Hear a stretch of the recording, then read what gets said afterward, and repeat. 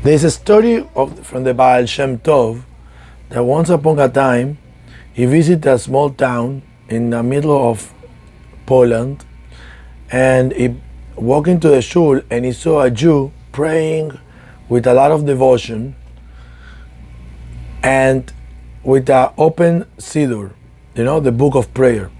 The Baal Shem Tov saw that he was actually praying something from Rosh Hashanah.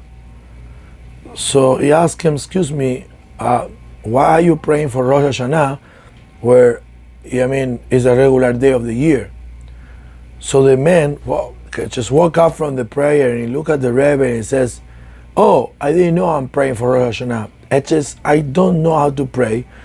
And I every day open the Siddur and I start from the beginning to the end, reading everything in Hebrew without know what is what.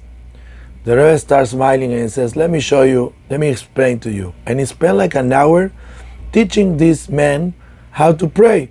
He took a Siddur and he put all kind of like signs, like a clips. This is the morning prayer, this is the afternoon prayer, this is the night prayer, etc., etc. Now for this you pray in the morning, for this you pray in the afternoon, etc. The man was so excited, the Rebbe left and he started dancing, so happy that finally he will be able to pray correctly with a good schedule. And he was so happy that by mistake he dropped the Siddur, the book, to the floor, and all the clips went all over and he messed up everything. He was so disappointed. He picked up the Siddur from the floor, went outside, looked for the Baal Shem Tov, and he looked, the Baal Shem Tov was already leaving the town, walking far away. He started running after the Baal Shem Tov, and then he saw the Baal Shem Tov reach like a lake. He looked at the Baal Shem Tov from far, that he was looking right, left, the back. The Baal Shem Tov didn't notice, didn't see no one. He put like a piece of wood on the water, and in a miracle way, he was able to go from one side of the shore to the other shore of the lake. This man arrived there. He saw the miracle that the Rebbe did, that he put a piece of wood on the water, and he was able to float and go to the other shore. So he thought maybe I should do the same. He did the same. He put that piece of garment or whatever on the ocean, on the water, and he was able to reach the other side of the shore. When the Baal Shem Tov finally he reached the Baal Shem Tov turned and he saw this guy. He said, "Whoa, what are you doing here? I came all the way looking for you, and Rabbi, and I saw what I made a mistake. I dropped the Siddur, and everything is all over." So the Rebbe says, "So what you want from me? I want you to teach me again. Can you tell me again where I should pray?" So, but how were you able to cross the water? I said, "I don't know. I saw you doing something, and I follow you." The Rebbe says, "Wow, that's incredible. Do you know what? If you were praying like that until now, continue praying the same way. Do not change." The Parshat of this week is Parshat Tzav. In this Parshat, we learn about the sacrifices and what the priest should do during the time of the service, in the morning, in the afternoon, in the night.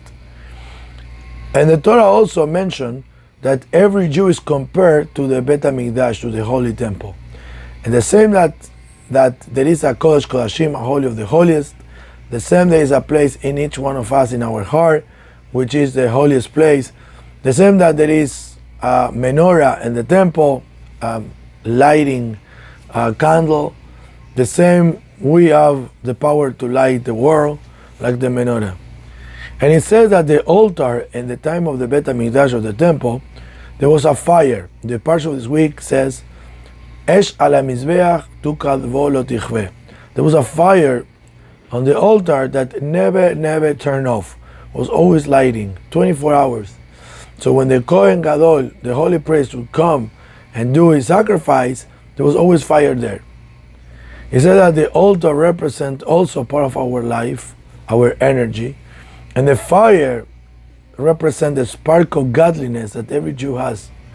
That love for Shem, that love for our Judaism and our root, is a fire that we always carry on inside of us forever, and will never ever lo tichve, never will disappear. It will never be gone. It will never turn off. A Jew has the fire forever. And we learn from this story and from this week Parsha that doesn't matter how ignorant we can be in Judaism, every Jew is connected with God. Any way that it is, we always are connected forever like the fire, never turn off. Shabbat Shalom. Muy